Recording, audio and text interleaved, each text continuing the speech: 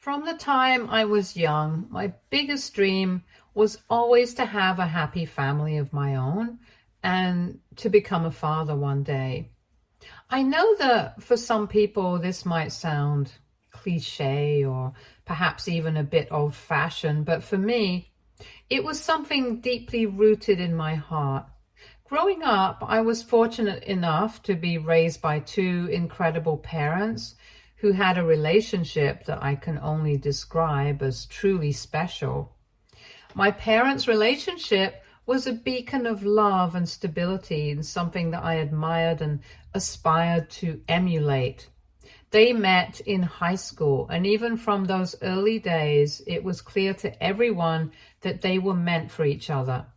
As a child, I noticed how they always treated each other with a deep sense of respect and kindness, no matter the situation. They weren't just married, they were best friends who shared a bond that was evident in everything they did. Seeing this day in and day out made me want that for myself, and I didn't just want to get married to anybody one day. I wanted to find my own best friend. Someone with whom I could build a life full of love, laughter, and mutual respect. And more than anything, I longed to be a father, to have children who would grow up in the same kind of loving environment that I did. Because of my strong desire to have a meaningful, lasting relationship, I was always very careful and selective when it came to dating. I wasn't the kind of person who would jump into casual relationships just for the sake of it. I knew what I wanted, and I was determined to find someone who shared the same values and goals for the future. In high school, I did have a girlfriend, and I truly believed that she could be the one. I put my heart into that relationship, doing everything I could to make it work. But alas, the relationship did not work out. I guess sometimes people can grow in different directions, and that's exactly what happened with us. We simply grew apart, and eventually we had to accept that we weren't meant to be together. When I went to college, I wasn't really expecting to meet anyone special. I had decided to focus on my studies and personal growth, figuring that if the right person came along, it would happen naturally. I wasn't in any rush, and I certainly wasn't actively seeking out a relationship, but as life often has a way of surprising us out of nowhere, Bonnie walked into my life. Bonnie was unlike anyone I had ever met before. She's the kind of girl who would immediately catch everyone's attention the moment she enters a room. There was always something about her that was simply magnetic. She had this incredible energy. She was free-spirited, full of life, and her happiness was contagious. It wasn't just her looks, though she was undeniably beautiful. It was her personality that truly made her stand out. She had a way of making everyone around her feel alive, and people couldn't help but be drawn to her. And because of this, I never thought anything would happen between us, since she and I were so different. Bonnie seemed so out of reach, like someone who belonged to a different world. I was content to just be her friend, enjoying the times we spent together in our group of friends without expecting anything more. But then, after several months of just being friends, Bonnie called me one afternoon and confessed that she had a crush on me and that she wanted to go out on a date. I will admit it took me a moment to process what she was saying because it was so far from anything I had imagined. Bonnie, the girl who could have had anyone she wanted, had feelings for someone like me. It was a moment that completely changed the course of my life. Of course, our first date went really well, and I remember being on cloud nine afterwards. We kept going on more and more dates, and eventually Bonnie became my girlfriend. In the beginning, as with most new relationships, I saw Bonnie through rose-colored glasses. Everything she did seemed perfect to me. I was so infatuated with her that I couldn't see any flaws. Or if I did, I brushed them off as insignificant. But as time went on and we got to know each other more deeply, I began to notice a few things that gave me pause, what you might call red flags. They weren't necessarily deal breakers, but they were traits that made me uncomfortable and caused me to question certain aspects of our relationship. One of the first things I noticed was that Bonnie had a tendency to look down on anyone who disagreed with her, whether they were right or wrong. She was very confident in her opinions, which wasn't a bad thing, but she took it to an extreme.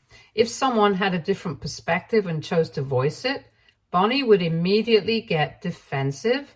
Instead of engaging in a healthy discussion, she would start calling them out, often labeling them as stupid or ignorant.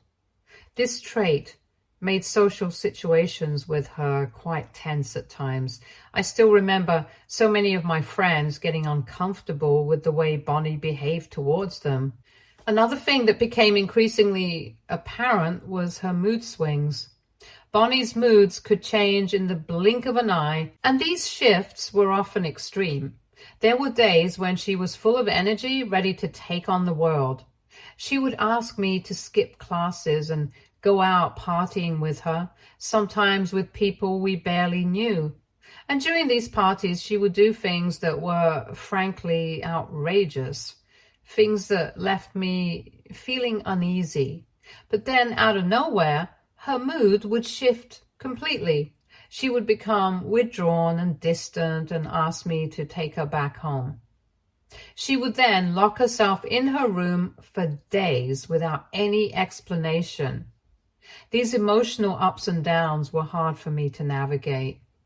Bonnie's temper was another issue that became more evident as time went on. She could go from being calm to incredibly angry in a matter of seconds. When she got angry, it was intense. Her anger would escalate quickly, and she would sometimes lash out physically. I remember times when she would punch her fist into a wall or kick a trash bin in frustration. On a few occasions, she came dangerously close to hurting someone. These outbursts were frightening, and they made me realize that there was a side to Bonnie that I hadn't seen when we first started dating. As much as I cared for Bonnie, these red flags were becoming harder to ignore as we continued to date. I found myself torn between the girl I had fallen for and the reality of the person she was showing herself to be. The incident that finally pushed me to confront Bonnie about everything wrong with our relationship happened due to an incident at a movie theater. You see, my guy friend had invited both Bonnie and me to watch a movie with him and his girlfriend. I thought it would be a nice double date, so I asked Bonnie if she wanted to join us. To my surprise, she immediately refused, saying she didn't like my friend's girlfriend. When I pressed her for a reason, she couldn't give me anything concrete, just that she didn't like the girl. This wasn't unusual for Bonnie. She often got into feuds with people without any legitimate reason, and she never really explained her dislikes. So I didn't take her refusal too seriously. I told her that I was going to watch the movie anyway, and she was welcome to come if she changed her mind. What happened next was something I never saw coming. Imagine my surprise when, during the movie, Bonnie walked into the theater looking for me. At first, I thought she might have changed her mind and decided to join us, but then, out of nowhere, she came up to me and started screaming at me in front of everyone. She accused me of sleeping with my friend's girlfriend, claiming that was the reason why I had insisted on coming to the movie with him and his girlfriend, even though she did not want to go. She also claimed that clearly I preferred other girls over her, and this was why she had come here to confront me. I was completely blindsided. Her outburst was so loud and aggressive that the entire theater turned to look at us. My guy friend and his girlfriend were understandably shocked and offended. They tried to defend themselves and me, but Bonnie wasn't having any of it. She loudly told them to stay out of it, insisting that this was between her and me. The situation quickly escalated, and I could feel the eyes of everyone in the theater on us. It was incredibly embarrassing. I didn't know what to do, so I just got up and walked out of the theater, leaving the movie unfinished. Bonnie followed me all the way to my car, still yelling at me, calling me a cheater and refusing to let it go. Up until that point, I hadn't said a word. I had let her vent, hoping she would eventually calm down, and then I could explain myself. But as I watched her continue to scream at me, something inside me snapped. I had reached my limit. I turned to her, and for the first time I yelled back. I told her that I was done with her, that she had crossed the line this time, and that I didn't want to be with someone who treated me this way. I remember telling her with all the frustration and hurt that had built up over the months that I couldn't be with an abuser like her. The words came out with more force than I had intended, but they were the truth. I realized that Bonnie had been emotionally abusive throughout our relationship, and I had ignored the warning signs for too long. Her outburst in the theater was the final straw. The moment when I realized that I couldn't keep making excuses for her behavior. I knew I deserved better than this. I went on to tell her exactly how embarrassed and hurt I was by her accusation. I couldn't believe that she would even suspect, let alone publicly accuse me of something so outrageous, sleeping with my own buddy's girlfriend. It felt like a deep betrayal of trust, and I told her in no uncertain terms that she had no right to come into that theater and accuse me like that in front of everyone without talking to me first. As I spoke, I could see the realization dawn on her face. Bonnie's eyes widened, and I watched as she started to backtrack, trying to take back what she had said. Her voice softened and she began to apologize, but by then, the damage was done. I shook my head, feeling a mix of disappointment and frustration. I told her to get out of my car. I didn't want to drive her home. I needed space to clear my head and to distance myself from the chaos that had just unfolded. But as soon as those words left my mouth, Bonnie broke down completely. She burst into tears, her whole body shaking with the intensity of her sobs. For a moment, my anger wavered. Watching her fall apart like that, I couldn't help but feel a pang of sympathy. This was someone I had cared about deeply, and seeing her in such distress triggered an instinct to comfort her. As she cried, Bonnie kept apologizing over and over, saying she didn't want to lose me. She started talking about how her brain sometimes gets all jumbled up and how she doesn't always know how to control her thoughts or emotions. Her voice was filled with desperation, and it was clear that she was terrified of losing me. Confused by what she was saying, I asked her to explain what she meant, but instead of giving me a clear answer, Bonnie kept repeating that if she told me the truth, I would leave her. She talked about how she felt like she had to keep her other self hidden, and that made me even more confused. I didn't know what to make of it, but I knew we couldn't keep going in circles. I told her she had no other choice. Either she told me the truth and let me decide if I wanted to stay with her, or she walked out of my car and we would end things right then and there. It was a difficult ultimatum, but I needed to understand what was really going on. After a few moments of hesitation, Bonnie, still weeping, finally confessed something that took me by surprise. She told me that she had bipolar disorder, something her mother also suffered from. She had apparently been hiding this information from everyone as she was ashamed of it and wished she was just normal. Hearing this, I was taken aback. I definitely didn't expect her to have BPD, but also at that moment, so much of her behavior started to make more sense. The extreme mood swings, the outbursts, the unpredictability, it all seemed to align with what I knew about bipolar disorder. Bonnie went on to explain that whenever she stopped taking her medication, her mind would fog up and she would start behaving irrationally. She said that wasn't who she truly was and that she hated how her disorder made her act. I asked her why she would stop taking her meds if she knew it made her worse, and Bonnie told me with tears streaming down her face that she just wanted to live her life like everyone else, and she hated the fact that she couldn't.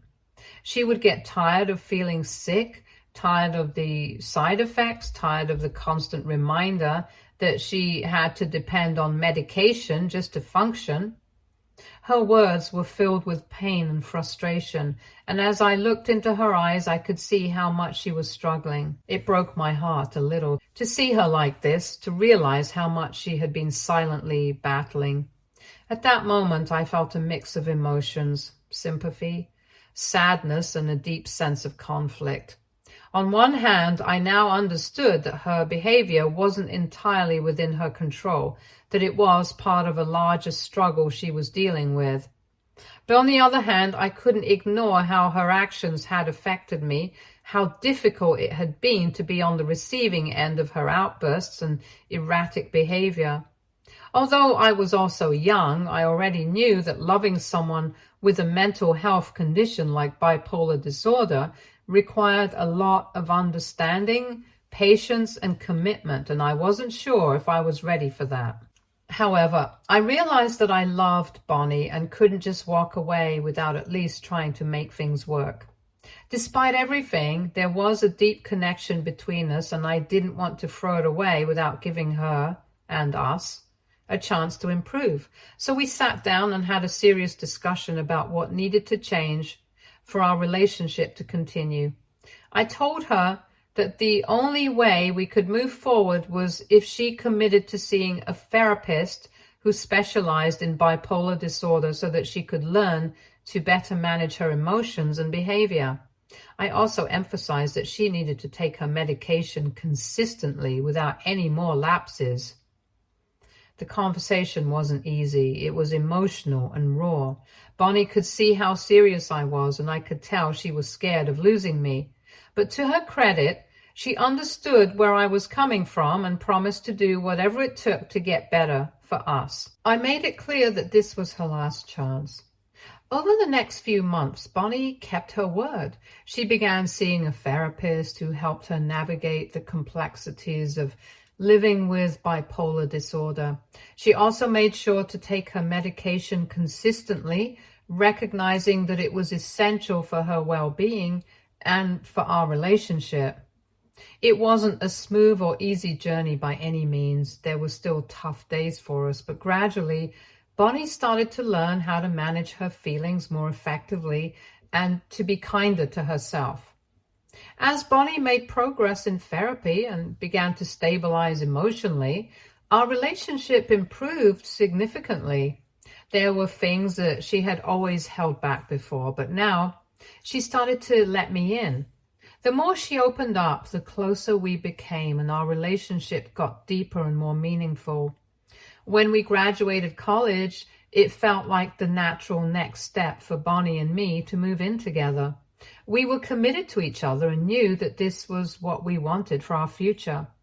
We both had our own successful careers, and we managed to create a balanced life together.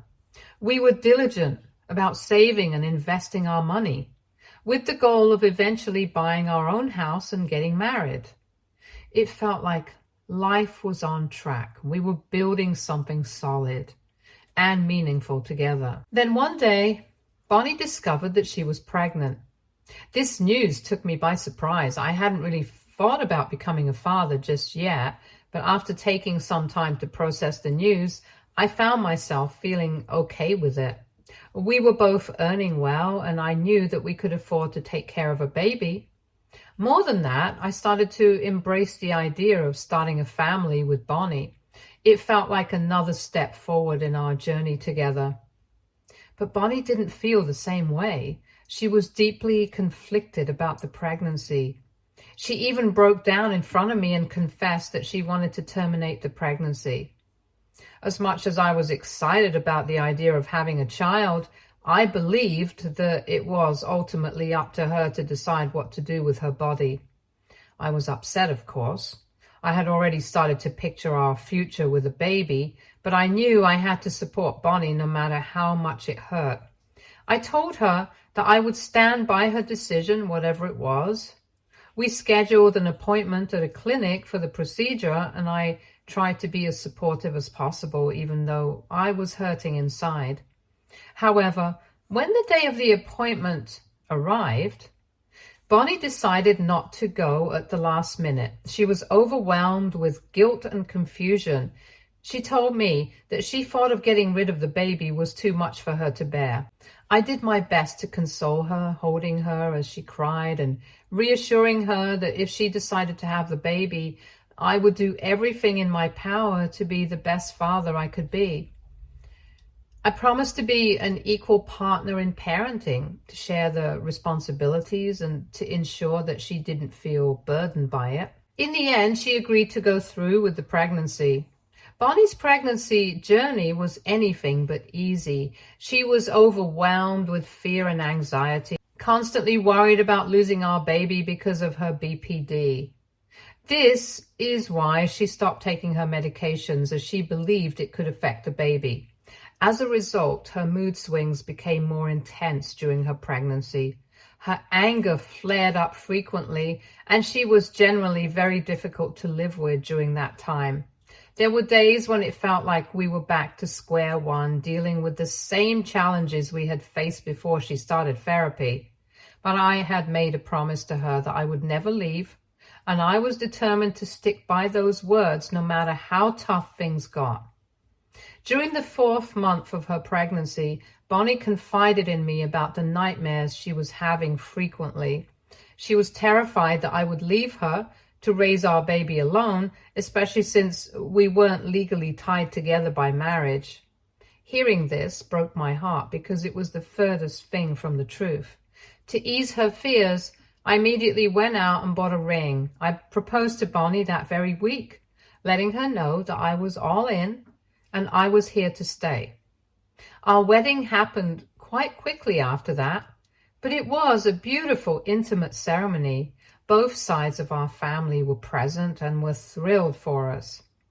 The day our daughter Mary was born, I was right there in the delivery room, standing beside Bonnie as she brought our little girl into the world. The moment Mary was born, the nurse handed her to me, and I couldn't hold back my tears. I looked at her tiny fingers and delicate little legs, and I was struck by how absolutely precious she was. Mary's birth brought a new sense of purpose into my life. It wasn't just about Bonnie and me anymore. It was about our little family. I was committed to making it work, devotedly. However, after we brought Mary home, I noticed a shift in Bonnie that I couldn't ignore. She seemed very distant and disconnected from our daughter. She never wanted to touch the baby and would only hold Mary when it was absolutely necessary, like during breastfeeding. Even then, it was clear she was doing it out of obligation rather than affection. I tried to be understanding. I knew that childbirth and the early days of motherhood could be overwhelming. I wanted to give Bonnie the space to rest and recover, so I took on as much of the household responsibilities as I could. I cooked her favorite meals, encouraged her to sleep in, made sure she didn't have to lift a finger around the house. I was more than happy to care for our daughter, but it was impossible to ignore Bonnie's growing irritation and coldness. Whenever Mary cried, Bonnie would glare at her with a look that I could only describe as resentment. I began to worry that she might be experiencing postpartum depression, a condition I'd heard about but didn't fully understand. I gently suggested that she talk to a therapist about how she was feeling, hoping that professional help could make a difference, but Bonnie would snap at me, telling me to mind my own business and shut down any further conversation on the topic. Then, one morning, about a month after Mary was born, I woke up to find Bonnie gone. Her side of the bed was empty. She was nowhere to be found in the house. At first, I tried not to panic, thinking she might have gone out to clear her head or grab a coffee. But as the hours passed and her phone remained switched off, my anxiety grew. I called her parents and friends, hoping she had decided to visit one of them, but no one had seen or heard from her. A sinking feeling settled in my stomach. Something was very wrong. Desperate for answers, I searched through our bedroom, trying to find any clue as to where she might have gone. As I rummaged through her drawer, I came across a diary tucked away in the corner. I hesitated, knowing it was a violation of her privacy to go through the diary. But curiosity got the best of me. I flipped through the pages and discovered that Bonnie had been writing secretly about her daily struggles, anger and fear. I guess this was probably what her therapist had asked her to do, but as I was about to close the diary and put it back, my eyes accidentally landed on a page that stopped me cold. There, written in Bonnie's handwriting, were the words, "I wish I could kill Mary." I froze, unable to process what I had just read. My hands shook as I reread the sentence, hoping I had misunderstood, but deep down I knew what those words meant. My wife was clearly struggling far more than she had let on, and she had reached a point where she saw our innocent daughter as a threat, or worse, as something she needed to get rid of. I felt a mixture of fear, sorrow, and a deep sense of urgency. I called the police and reported Bonnie as missing, explaining the situation and the alarming diary entry. Then I reached out to our families, alerting them to what was happening. Her parents were understandably distressed and deeply concerned about their daughter. Eventually, the police located Bonnie at a motel. She admitted that she had fled home to prevent herself from harming Mary. Her parents took her in and sought immediate professional help to address her mental health issues. Over the weeks, Bonnie confided in them that she wanted a divorce from me because she felt she couldn't handle being married or living with the baby. This news left me heartbroken. I attempted to communicate with her, hoping to understand her perspective and find a way to resolve our issues, but Bonnie had already made up her mind. Her parents also supported her decision, so in the end, I moved forward with the divorce and took full custody of our daughter. This all happened 5 years ago, and since then I've been raising my daughter, Mary, as a single father, and we have come a long way. I've never brought up Bonnie to my daughter, feeling that she's still too young to understand, and fortunately, Mary hasn't asked many questions about her mother yet. However, today I am on Reddit because this week, out of the blue, Bonnie reached out to me. Since the divorce, my ex-wife hadn't attempted to contact me at all, and I had also respected her privacy. Over the years, I had in fact changed my number and moved to a new place to start fresh with Mary. Given all this, I was quite surprised to receive her call. To sum it up, Bonnie said she's in a much better place in her life and is now ready to meet Mary. I was taken aback by her words and reminded her of how she had been the one to walk away from us, so she couldn't just waltz back into our lives. Firmly, I told her I wasn't interested in reintroducing any drama into my daughter's life and wanted to protect her from potential instability. Hence, I wasn't going to allow her to meet my daughter until she was at least old enough to decide for herself. However, Bonnie argued that this was not fair and I should give her a chance. I reminded her how she never gave us a chance and left me high and dry with a 1-month-old baby to take care of all by myself. Bonnie then pressed me, saying that she was dating someone new who had apparently discovered that she had a daughter. She implied that it would reflect poorly on her if she didn't make an effort to reconnect with us. Bonnie proposed that we meet just once, at least, to discuss the future and see where things could go from there. I was pissed hearing this and told her that I did not care what her boyfriend thought of her and that me and my daughter were not her toys to play around with. Despite her continued pleas, I stood my ground and asked her not to reach out again. Since then, I've been feeling a bit guilty, hence AITA for not letting Bonnie into our lives again. Update 1. Thank you everyone for your responses. I am glad that a majority of you agree that I should not let my ex-wife anywhere near my daughter.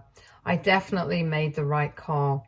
I also plan on finding out who shared my number with Bonnie, since this was a breach of trust. Update 2. So I finally found out that it was my own mother who had shared my number with Bonnie behind my back. When I asked her about this, she confessed immediately that she had stayed in touch with Bonnie over the years. She said she had always felt sorry for her and believed that Bonnie and I were endgame. And that's why she had shared my number, thinking it might lead to a reconciliation between Bonnie and me. I was furious when I heard this. I told my mother how delusional her thinking was.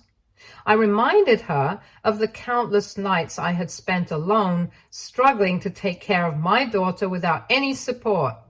I made it clear that Bonnie's BPD and her mood swings had severely impacted our lives. I told her how I had no intention of reintroducing chaos into my daughter's life. My mother did apologize, but I told her that if she ever gave Bonnie any more of our information, I would cut her out of my life, and by extension, my daughter's life as well. My father was also upset with my mother and fully supported my decision. Update 3. For everyone asking, me and Mary are doing okay. Bonnie tried reaching out a few more times after our last conversation, but I didn't answer her calls or listen to her voicemails. I've since blocked her number, and I'm focusing on continuing our lives as we have been. I'm determined to maintain the stability and peace we've worked so hard to build for Mary and myself. Stay tuned for more stories from Argo Relationships.